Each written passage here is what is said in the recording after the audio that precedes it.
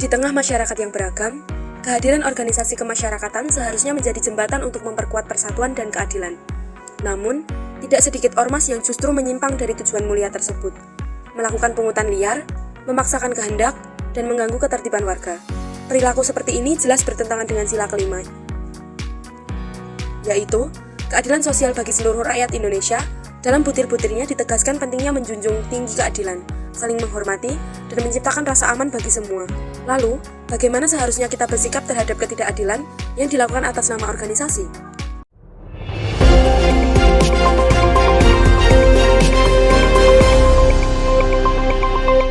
Audio Jungle.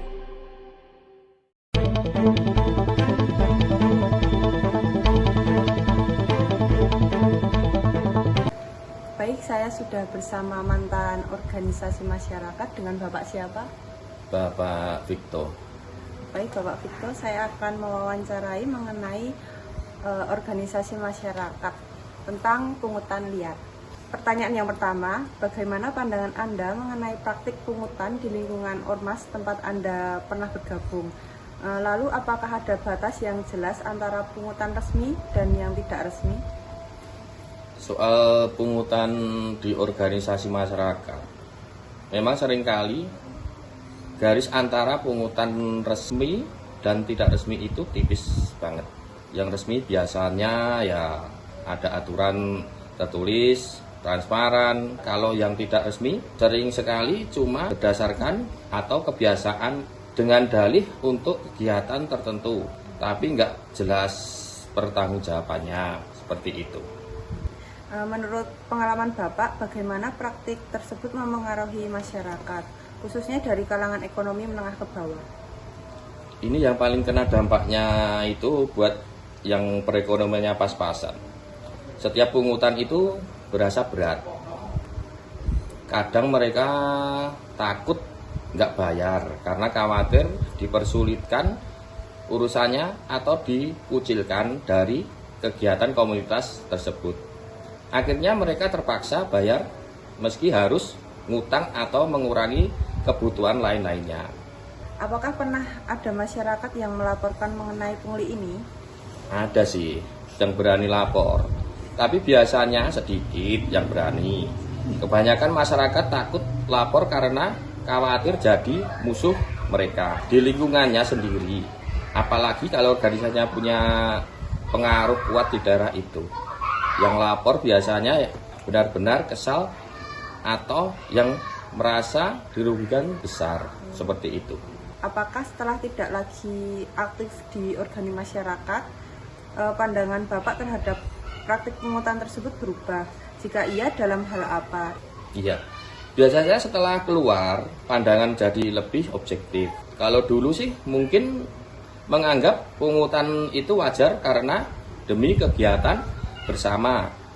Sekarang jadi lebih ngerti kalau sebenarnya banyak kegiatan bisa jalan tanpa harus selalu minta sumbangan dari warga, begitu. Menurut Anda sekarang, bagaimana seharusnya organisasi masyarakat bersikap agar mencerminkan nilai keadilan sosial?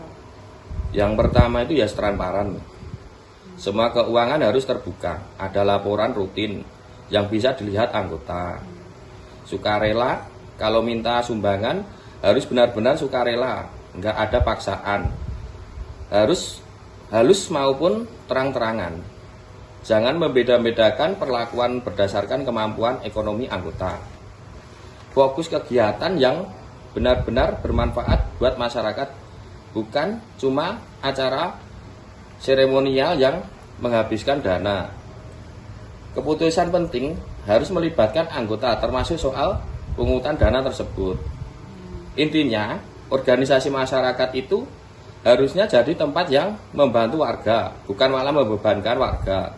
Kalau ada pungutan, harus jelas tujuannya, wajar jumlahnya, dan benar-benar digunakan untuk kepentingan bersama tersebut. Niki kula kalian Mbah sinten namanya Mbah? Mbah Gito, Oke, Mbah Gito. kelurahan, Kelurahan pundi niki? kelurahan 02, RT 02, RW 13, Kampung Kelurahan, Kelurahan Sukoharjo, Kabupaten Sukoharjo. Saya sepuh kelurahan sini. Oh, nggih. Sepuh. Nggih, jadi kita sedang bersama Mbah Gito sebagai sesepuh dari desa ini, nggih. Ya, Nggih. Sekarang pertanyaan nomor setunggal nggih, Mbah. ya. Nggih. Yang pertama, ten desa niki napa wonten ormas ngoten niku, Mbah? Wonten tapi gak ada pungutan. Jadi mboten enten pungutan liyan Gak nggih, ada, Mbah? gak ada. Wonten. Berarti ormas-ormas niku mboten ngrepotke warga niku. Betul, betul, betul. Mboten. Bantu tenaga remas-remas ini. Oh, nggih. Terus nek wonten acara desa niku ormas Kegiatan.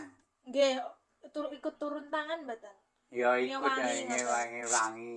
Oh, nggih. Wangi. Oh, nggih, lanjut. Berarti Mbah niki rumangsa aman lan tentrem ten kampung Ya, niki ya, nggih. aman-aman tentrem. Oh, nggih. Nek warga niku enten bahas tentang pungutan ngoten mboten, Mbah? Wonten pamane akan belasan dibahas.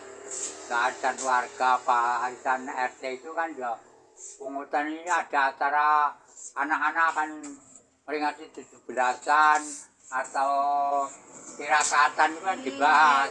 Sebelum itu dibahas dulu. Oh, nggih. Jadi pungutan niku untuk warga sendiri Ini nggih. untuk warga sendiri. Itu hajatan sendiri. Mamanya itu tirakatan 17-an. Oh, nggih, nggih. Di awal kan Mbah sudah bilang kalau ada pungutan-pungutan gua untuk acara warga nggih. Ya. Nggih. Nah, niku pungutane niku adil napa mboten nggih warga setempat? Ya, termasuk merata, Mbak. Oh, nggih. Pamane ini sokongan toh. Nggih. Pembuatan sokongan itu Nggih. untuk hajatan, tirakatan. Ya. Pamanya 50 semua 50. Oh, nggih. Gitu. Jadi Ya, warga mboten berwarga, merasa Ya udah keberatan, nggih. keberatan dah. Oh, Kalau nggih. keberatan ada ya. Yang Mbak tanya yang rendah dulu, Pak. Yang rendah itu beraninya pertamanya 50 kok kurang gitu loh, Mbak. Oh, nggih. Nggih. Ya. Berarti mboten Mboten nggak keberatan. adil ngono, mboten nggih. Iya. Adil sedaya nggih. Iya, ke pungutan merata biasa, Mbak.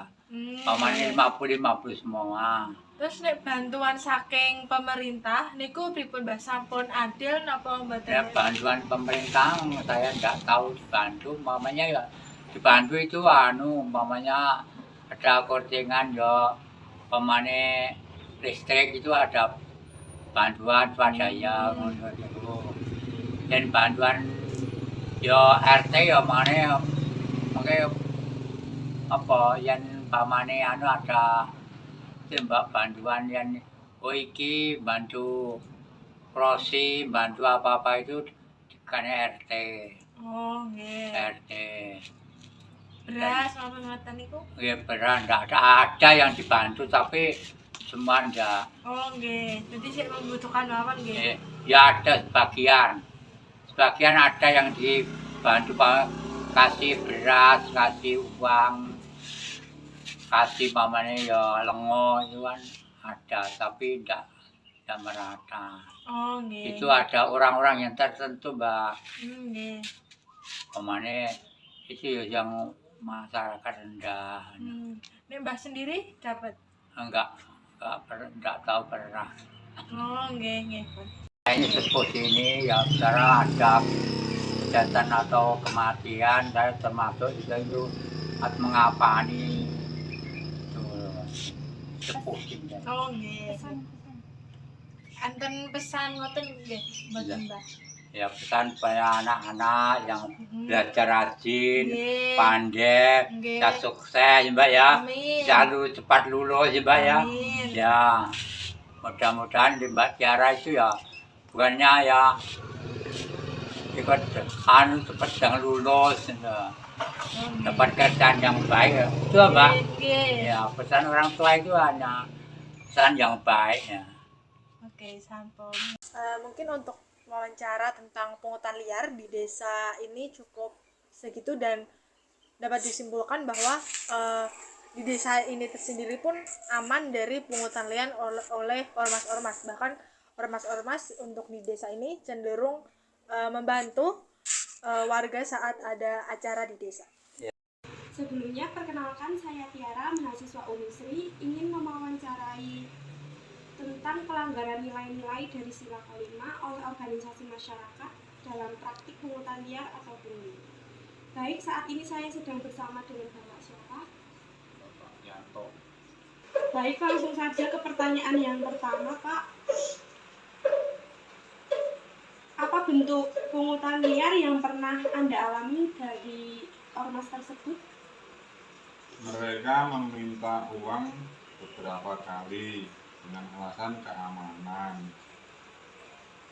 lingkungan, tapi tidak ada bukti resmi atau dasar hukum kalau tidak diberi. Saya pernah ditekan secara halus. Oke, lanjut ke pertanyaan yang kedua, Pak. Bagaimana perasaan Anda saat menghadapi perlakuan tersebut? Saya merasa tidak nyaman dan tertekan. Seharusnya lingkungan menjadi tempat yang aman. Lanjut ke pertanyaan selanjutnya.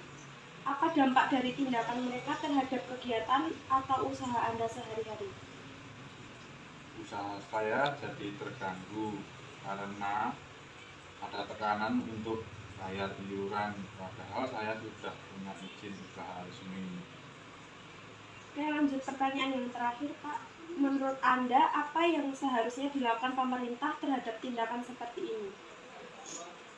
Pemerintah seharusnya lebih tegas dan tidak membiarkan ormas bertindak seenaknya. Harus ada pengawasan dan penindakan hukum supaya masyarakat merasa terlindungi dan tidak takut bicara. Baik, sebelumnya perkenalkan, saya Anissa Jenis dari Ilmu Komunikasi Universitas Slamet Riyadi Surakarta, sedang bersama dengan Bapak Gigi. Baik, berikut akan saya tanyakan beberapa pertanyaan. Yang pertama yaitu, apa pendapat Bapak soal ormas yang memaksakan kehendak lewat pungli? Tindakan tersebut jelas menyimpang ya, Mbak. Ormas seharusnya hadir untuk memberdayakan masyarakat, bukan malah memaksakan kehendak dengan cara pungli. Itu mencederai nilai keadilan dan menimbulkan ketakutan, bukan rasa aman. Oke, baik, selanjutnya, bagaimana hukum melindungi warga dari ormas yang mengganggu kenyamanan warga? Secara umum, warga dilindungi oleh KUHP dan undang-undang. Jika ada tindakan pungli dan atau intimidasi, warga bisa melapor ke pihak berwajib. Negara menjamin hak atas rasa aman dan kenyamanan bagi setiap warga negara. Lalu, apakah tindakan pungli oleh ormas melanggar nilai keadilan sosial? Kalau menurut saya sangat melanggar ya, Mbak. Keadilan sosial menuntut agar semua pihak diperlakukan setara dan mendapatkan haknya. Pungli oleh ormas adalah bentuk ketimpangan karena ada pemaksaan dan pengambilan hak orang lain secara tidak sah. Pertanyaan selanjutnya, sebagai notaris, apakah Bapak pernah menolak legalisasi ormas karena tidak sesuai dengan nilai Pancasila? Sebagai notaris kami memang harus memeriksa kelengkapan berkas ya, Mbak ya. Tujuan pendirian ormas itu untuk apa? Jika tujuannya bertentangan dengan nilai Pancasila, termasuk keadilan sosial, maka kami punya kewenangan untuk menolak atau menunda legalisasi tersebut. Oke. Baik, pertanyaan terakhir, menurut Bapak mengapa penting bagi ormas memahami butir-butir dari sila kelima? Karena ormas adalah bagian dari masyarakat, mereka harus menjadi contoh dalam menjunjung keadilan sosial. Tanpa pemahaman yang benar terhadap sila kelima Pancasila, ormas bisa bertindak sewenang-wenang dan melupakan tujuan awalnya, yaitu membangun dan bukan merusak. Baik, berikut adalah wawancara kami dengan ahli notaris. Sekian, terima kasih.